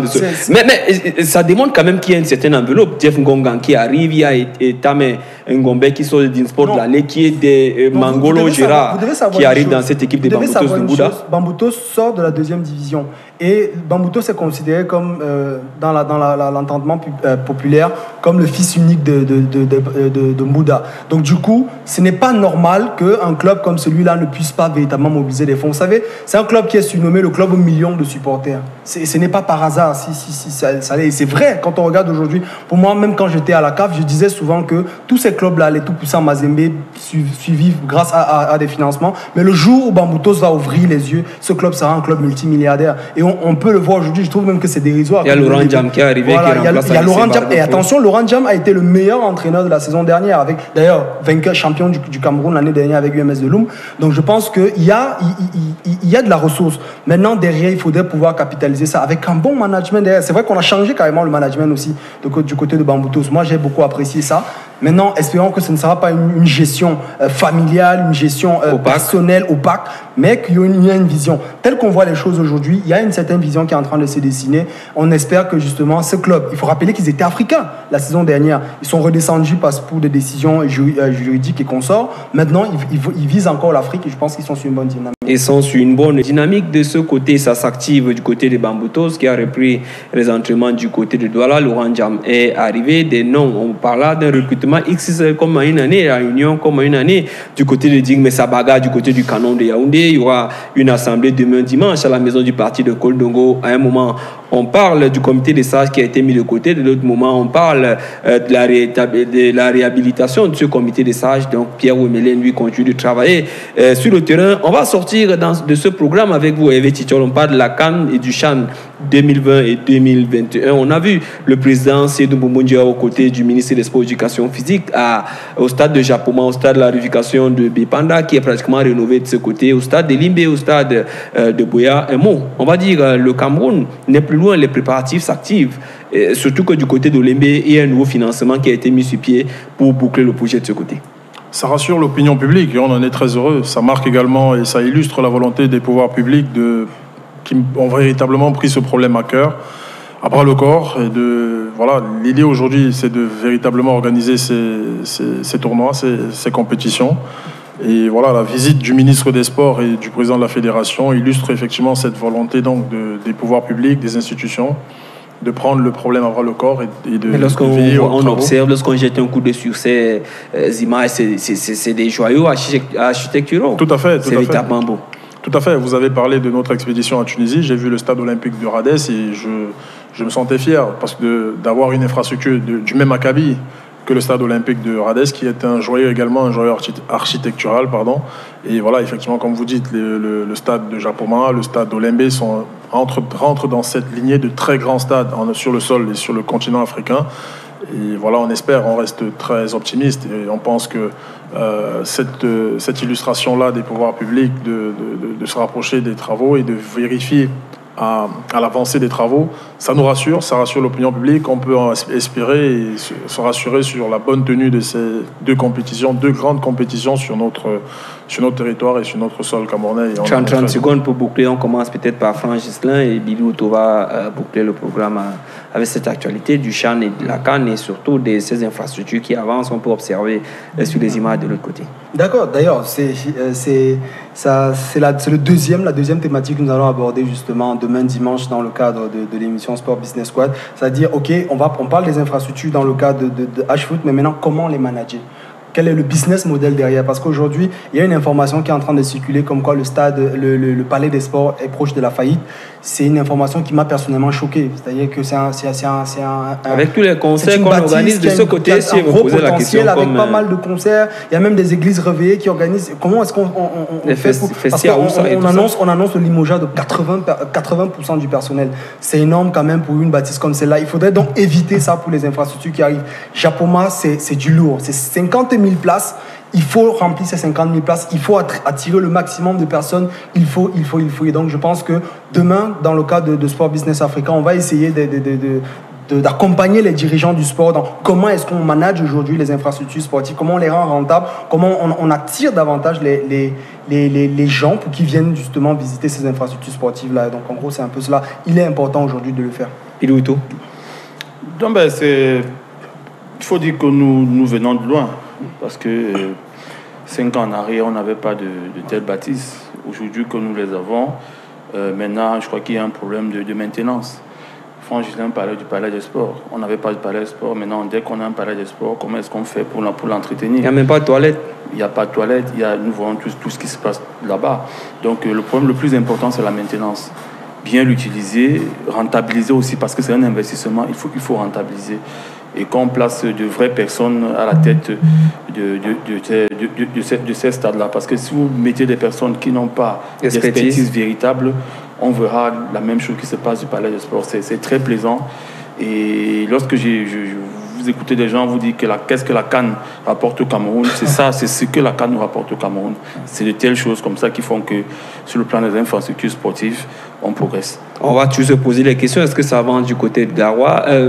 Voilà, monsieur le coordonnateur adjoint, infiniment merci de votre visite dans notre studio, surtout dans ce programme H-Foot. Merci à Francis Longuene que vous retrouverez demain sur ces mêmes antennes dans le cadre du Sport Business Africa. C'est la saison 2, le nom a changé. Merci Bilouto, vous êtes un inconditionnel. La plus belle femme du monde ne pourra en donner que ce qu'elle a. Voilà ce qu'on a concocté pour vous ce matin. On vous demande simplement de garder la H-attitude. Qu'à cela ne tienne, pour m'accompagner, on a eu le nouveau réalisateur Dieu béni Bangala qui s'est battu comme il pouvait pour nous permettre de vous atteindre à la maison. L'ingénieur de son William Kamga qui a géré la caméra et le son, sans oublier notre confrère de l'autre côté, Estelle Bébé, Marina Kogbina, Gabriel Messina ont accompagné, ont posé la voix. J'étais fils d'Anel Indjek pour vous servir. On dit simplement gardez la H-attitude et on se retrouve au prochain numéro. Bon week-end et portez-vous bien.